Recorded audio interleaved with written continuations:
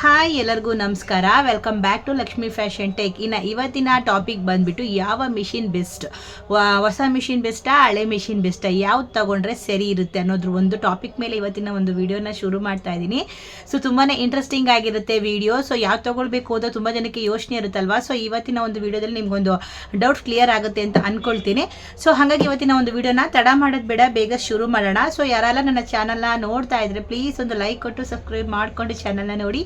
ಯಾಕಂದರೆ ಪ್ರತಿ ಸಲನೂ ವಿಡಿಯೋ ಬಗ್ಗೆ ಒಂದು ಒಳ್ಳೆ ಇನ್ಫಾರ್ಮೇಷನ್ನ ಕೊಡ್ತಾ ಇರ್ತೀನಿ. ಸೊ ಸುಮಾರು ಜನಕ್ಕೆ ಮಿಷಿನ್ ಬಗ್ಗೆ ಎಷ್ಟು ತಿಳುವಳಿಕೆ ಇರೋದಿಲ್ಲ, ಹಾಗೆ ಎಷ್ಟು ಗೊತ್ತಿರೋದಿಲ್ಲ, ಯಾವ್ದು ಪರ್ಚೇಸ್ ಮಾಡಬೇಕು ಅಂತಲೂ ಗೊತ್ತಿಲ್ಲ. ಸೊ ಎಲ್ಲ ಹೇಳ್ತಾ ಇರ್ತೀನಲ್ವಾ.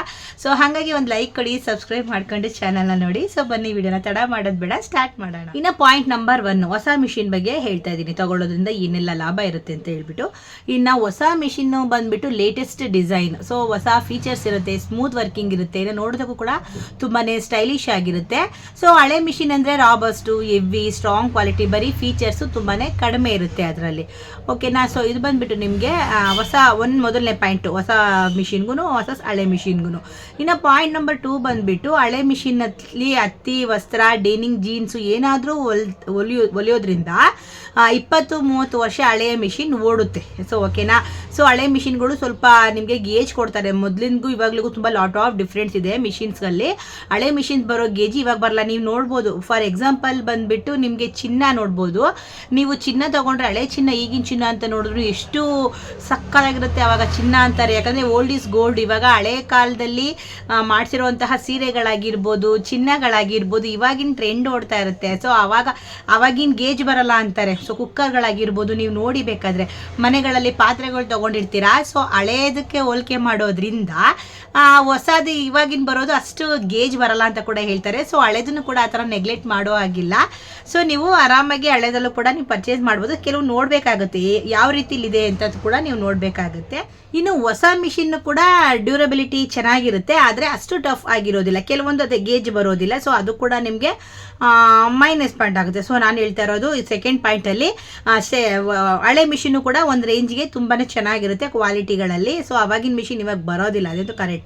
ಇನ್ನು ಪಾಯಿಂಟ್ ನಂಬರ್ 3 ಬಂದುಬಿಟ್ಟು ಮೇಂಟೆನೆನ್ಸು. ಮೇಯ್ನಾಗಿ ಹಳೆ ಮಿಷಿನಲ್ಲಿ ಪಾರ್ಟ್ ಸಿಗೋದು ಸ್ವಲ್ಪ ಕಷ್ಟ ಆಗುತ್ತೆ, ಆದರೆ ಓಡಿಸಿದ್ರೆ ಅದಕ್ಕೆ ಜಾಸ್ತಿ ರಿಪೇರಿ ಬೇಕಾಗೋದಿಲ್ಲ. ಓಕೆನಾ. ಇನ್ನು ಹೊಸ ಮಿಷಿನಲ್ಲಿ ನಿಮಗೆ ಪಾರ್ಟ್ಸು ಸುಲಭವಾಗಿ ಸಿಗುತ್ತೆ, ಆದರೆ ಮೇಂಟೆನೆನ್ಸ್ ಜಾಸ್ತಿ ಬೇಕಾಗ್ಬೋದು. ಸೊ ಇದು ಕೂಡ ನಿಮಗೆ ನೋಡಿ, ಹೊಸ ಮಿಷಿನ್ ಹೆಂಗಿದೆ, ಹಳೆ ಮಿಷಿನ್ ಹೆಂಗಿದೆ, ಸೊ ನಿಮಗೆ ಡಿಫ್ರೆನ್ಸ್ ಗೊತ್ತಾಗ್ತಾ ಇದೆ ಅಂತ ಅನಿಸುತ್ತೆ. ಸೊ ನೀವು ನೋಡ್ಕೊಂಡು ತಗೊಳ್ಳೋದ್ರ ಮೇಲೆ ಡಿಪೆಂಡ್ ಅಪಾನ್ ನಿಮಗೆ ಮಿಷಿನ್ ಇದ್ರ ಮೇಲೆ ಇರುತ್ತೆ. ಇನ್ನು ಪಾಯಿಂಟ್ ನಂಬರ್ 4 ಬಂದುಬಿಟ್ಟು ಹಳೆ ಮಿಷಿನ್ ಬೆಲೆ ತುಂಬ ಕಡಿಮೆ ಇರುತ್ತೆ. ಕೆಲವೊಂದು ಸೆಕೆಂಡ್ಸ್ ಹ್ಯಾಂಡ್ ಅದ್ರ ಅಂದ್ಕೊಂಡ್ರು ಕೂಡ ತುಂಬ ಅಗ್ಗವಾಗಿ ಸಿಗುತ್ತೆ ನಿಮಗೆ ಸೆಕೆಂಡ್ಸ್ ಮಿಷಿನ್ ಸಾಮಾನ್ಯವಾಗಿ. ಇನ್ನು ಹೊಸ ಮಿಷಿನ್ ಬಂದರೆ ಆಬ್ವಿಯಸ್ಲಿ ನಿಮಗೆ ಬೆಲೆ ಜಾಸ್ತಿ ಇರುತ್ತೆ. ಬಿಕಾಸ್ ನೀವು ನೋಡ್ತಾ ಇರ್ಬೋದು, ಹೆಂಗೆ ಗೊತ್ತಾ, ಇವೆಲ್ಲನೂ ಜಾಕ್ ಮಿಷಿನ್. ಇವಾಗ ನೀವು ಜಾಕ್ ಅಂದ್ಕೊಳ್ಳಿ, ಇವಾಗ ಫಸ್ಟ್ ಹ್ಯಾಂಡ್ ಬಂದುಬಿಟ್ಟು 25,000 ಸಿಗ್ತಾ ಇದೆ. ಓಕೆನಾ. 25,000 ಸಿಗ್ತಾ ಇದೆ, 25,000. ಅದು ಟ್ರಿಮ್ಮಿಂಗ್ ಬೇಕು ಅಂದರೆ. ಟ್ರಿಮ್ಮಿಂಗ್ ಬೇಡ ಅಂದರೆ 23.5 ಸಿಗುತ್ತೆ. ಸೊ ಅದೇ ನೀವು ಅದೇ ಮಿಷಿನ ಸೆಕೆಂಡ್ಸಲ್ಲಿ ತೊಗೊಳ್ಳೋದಾದರೆ 18,000, 17,000, 16,000 ಸಿಗುತ್ತೆ. ಕೆಲವರೆಲ್ಲ ತೊಗೊಂಡು ಮಾರ್ಬಿಡ್ತಾರೆ. 18, 25 ಟ್ರಿಮ್ಮಿಂಗ್ ಅಂತ ಅಂದರೆ ನಿಮ್ಗೆ 18,000 ಸಿಕ್ಕೇ ಸಿಗುತ್ತೆ. ಸೊ ನಿಮಗೆ ಈಗ ಫಸ್ಟ್ ತೊಗೊಂಡಿದ್ದು 25,000, ನೀವು ಸೆಕೆಂಡ್ಸ್ ತೊಗೊಂಡಾಗ ಎಷ್ಟಾಗುತ್ತೆ, ಬರೀ 18,000 ಸಿಗುತ್ತೆ. ಅದರಲ್ಲೂ ಕೂಡ ನಿಮಗೆ ತುಂಬಾ ಬೆಸ್ಟ್ ಇರುತ್ತೆ, ಯಾಕಂದರೆ ತುಂಬ ಕಮ್ಮಿ ಬೆಲೆಗೂ ಸಿಗುತ್ತೆ. ಸೊ ಜಾಸ್ತಿ ಯೂಸ್ ಮಾಡಿರೋದಿಲ್ಲ. ಸೊ ಇದು ತುಂಬಾ ಕಾಮನ್ ಫ್ಯಾಕ್ಟ್, ಇದು ಕಾಮನ್ ಆಗಿ ಎಲ್ಲ ಕಡೆ ನಡೆಯುವಂಥದ್ದೇ. ಹಾಗಾಗಿ ನೀವು ಅದನ್ನು ಸೆಕೆಂಡ್ ಮಿಷಿನು ಚೆನ್ನಾಗಿಲ್ಲ ಅಂತ ಹೇಳೋಕ್ಕಾಗಲ್ಲ. ಸೆಕೆಂಡ್ಸಲ್ಲಿ ಎರಡು ಥರ ಅರ್ಥ ಬರುತ್ತೆ. ತುಂಬ ಓಲ್ಡ್ ಮಿಷಿನ್ ಅದು ಲೆಕ್ಕ ಬರುತ್ತೆ. ಇವಾಗ ತೊಗೊಂಡು 2 ತಿಂಗಳು ಯೂಸ್ ಮಾಡಿರ್ತಾರೆ, ಅದು ಕೂಡ ನಿಮಗೆ ಸೆಕೆಂಡ್ಸ್ ಲೆಕ್ಕನೇ ಬರುತ್ತೆ. ಸೊ 2 ಥರ ಇರುತ್ತೆ, ನೀವು ನೋಡ್ಕೊಂಡು ತೊಗೋಬೇಕು ಯಾವುದು ಸೆಕೆಂಡ್ ಮಿಷಿನು ಯಾವುದು ಹಳೆ ಮಿಷಿನು ಅಂತ ಹೇಳ್ಬಿಟ್ಟು. ಸೊ ಗೊತ್ತಾಯ್ತಾ.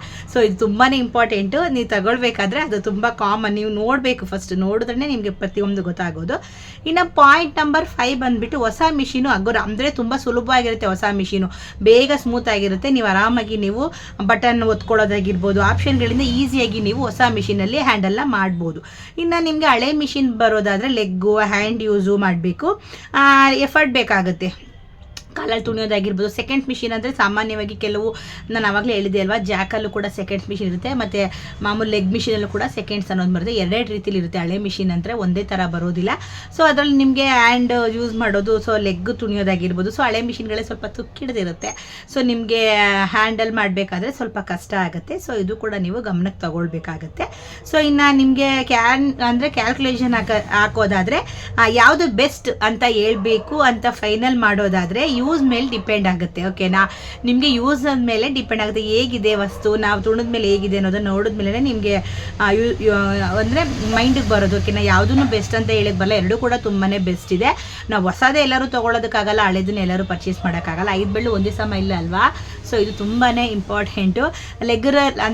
ರೆಗ್ಯುಲರ್ಲಿ ನಾವು ಹೆವಿ ವರ್ಕ್ ಮಾಡಬೇಕು. ಮಾಡ್ತಾ ಮಾಡ್ತಾ ತುಂಬ ಸ್ಮೂತ್ ಆಗುತ್ತೆ ಯಾವುದೇ ಆದರೂ ಕೂಡ. ಅಂದರೆ ಹಳೆ ಮಿಷಿನು ಸೂಪರು.